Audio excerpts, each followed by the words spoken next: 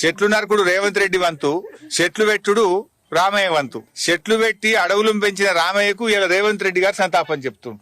ఇది ఎట్లుందంటే అంత కూడా సంతాపం చెప్పినట్టున్నది. నువ్వు హార్టికల్చర్ యూనివర్సిటీలో 100 ఎకరాల్లో ఉన్న చెట్లన్నీ నరికినవు. నిన్న హైదరాబాద్ సెంట్రల్ యూనివర్సిటీలో 150 ఎకరాల్లో చెట్లన్నీ నరికినవు.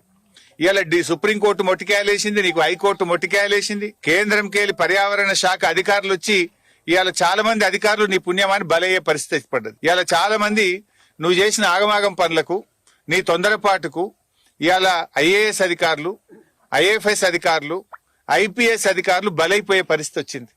ఇవాళ వాళ్ళ ఉద్యోగాలు పోయే పరిస్థితి ఏర్పడ్డది, వాళ్ళు జైళ్లకు పోయే పరిస్థితి ఏర్పడ్డది. ఇది ఎవరి పుణ్యం? రేవంత్ రెడ్డి యొక్క దుందుడుకు చర్యల వల్ల, తప్పుడు పనుల వల్ల, ఆగమాగం పనుల వల్ల నీ తప్పుడుకు ఇలా అధికారులు బలైపోయే పరిస్థితి ఏర్పడ్డది. ఇక వనజీవి రామయ్య గారికి నువ్వు సంతాపం చెప్తే నవ్వుతున్నారు. ఇవాళ పాపం రామయ్య గారు ఆయన జీవితాన్ని త్యాగం చేసిండు. అడ్డదిడ్డంగా చెట్లు నరకొద్దు, చెట్లను కాపాడితేనే అవి మనను కాపాడుతాయి.